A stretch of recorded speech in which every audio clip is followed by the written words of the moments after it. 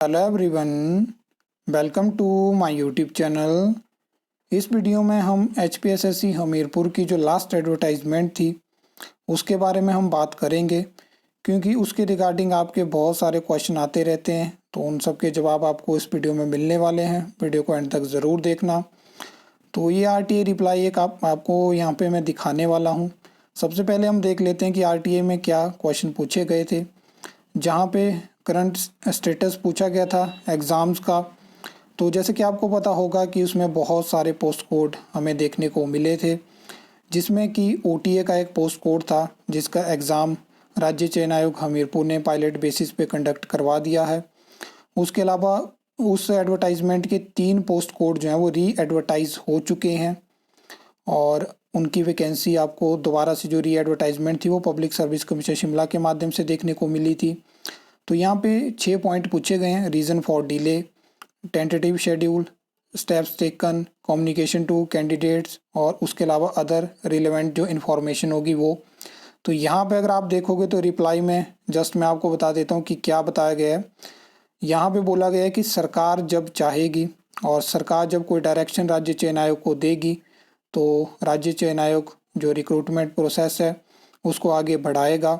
जो आपको एडवर्टाइजमेंट में वैकेंसी देखने को मिली थी, जितने भी पोस्ट कोड हैं वो दोबारा हो सकते हैं, लेकिन लगातार मैं आपको बताता रहता हूँ कि अगर आप उस एडवर्टाइजमेंट को ध्यान से देखोगे तो उसमें अलग अलग पोस्ट कोड हमें देखने को मिले थे। वैकेंसी उसमें कोई ज़्यादा नहीं थी और इलेक्शन से पहले की वो एडवर्टाइजमेंट थी, अलग अलग कैटेगरी की आपको पोस्ट देखने को मिली थी।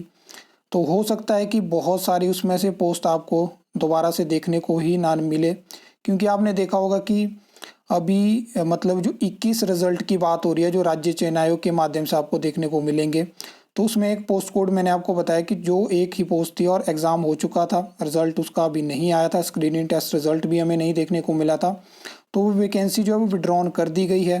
कई बार क्या होता है कि यहाँ पे आउटसोर्स बेसिस पे भी रिक्रूटमेंट स्टॉप गैप अरेंजमेंट के तहत कर दी होती है, फिर वहाँ पे डिपार्टमेंट उसको और डिले करता रहता है। तो बहुत सारी चीज़ें यहाँ पे हमें देखने को मिलती है। मैं तो यही चाहता हूँ कि राज्य चयन आयोग हमीरपुर को जल्दी से वर्किंग में लाया जाए और जो लास्ट एडवर्टाइजमेंट में जितनी भी वैकेंसी थी उनको री एडवर्टाइज़ करने के बजाय डायरेक्ट एग्ज़ाम करवाए जाएं। लेकिन ये ऐसा नहीं करेंगे। जो आपको वैकेंसी देखने को मिली थी वो दोबारा री एडवर्टाइज़ होगी, क्योंकि डायरेक्ट एग्ज़ाम करवाना होता तो पब्लिक सर्विस कमीशन उन 3 पोस्ट कोड को दोबारा एडवर्टाइज़ नहीं करता। और ओटीए का एग्ज़ाम के लिए सिर्फ ये क्लियरेंस दी गई कि ये पायलट बेसिस पे है कि मतलब जस्ट हम चेक कर रहे हैं कि हिमाचल प्रदेश में राज्य चयन आयोग क्या ऑनलाइन एग्ज़ाम कंडक्ट करवाए जा सकते हैं। लेकिन यहाँ पे भी आप पैरामीटर देखिए कि पायलट बेसिस पे एक ऐसे एग्ज़ाम को कंडक्ट करवाया जा रहा है जिसमें कि 500 स्टूडेंट ने भी वो एग्ज़ाम नहीं दिया है। तो वहाँ से आप क्या चेक करोगे, जहाँ पे JOIT पोस्ट कोड 965 की वैकेंसी जब आप निकालोगे तो 1 लाख से ज़्यादा स्टूडेंट उस एग्ज़ाम को देंगे।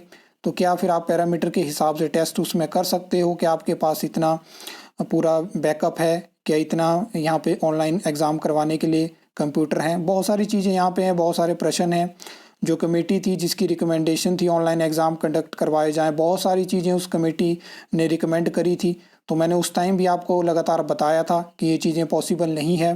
जो कमेटी थी उसके भी कुछ मेंबर से मेरी बात हुई थी, लेकिन उनका भी यही था कि पेपर लीक होते हैं तो ऑनलाइन एग्ज़ाम कंडक्ट करवाएंगे, ये वो।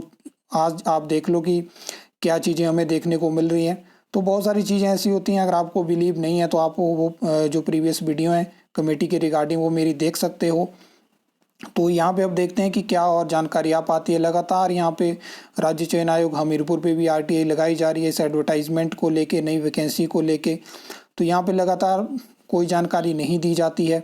इवन मैं आपको बताऊं कि विजिलेंस पे भी मैंने आरटीआई लगाई थी कि आप ऐसा बताइए कि कितने पोस्ट कोड क्लियर हो चुके हैं और कितने पोस्ट कोड में अभी इन्वेस्टिगेशन जारी है, तो वहाँ पे भी कोई जानकारी नहीं दी गई। अगर वो जानकारी मिलती तो मैं आपके साथ ज़रूर शेयर करता। बाकी इसके अलावा और कोई जानकारी आएगी तो मैं ज़रूर आपके साथ शेयर करूँगा। आई होप आपको ये वीडियो अच्छी लगी होगी, इन्फॉर्मेटिव लगी होगी। तो वीडियो को लाइक कमेंट शेयर कर सकते हो, चैनल को सब्सक्राइब कर सकते हो फर्दर न्यू अपडेट्स के लिए।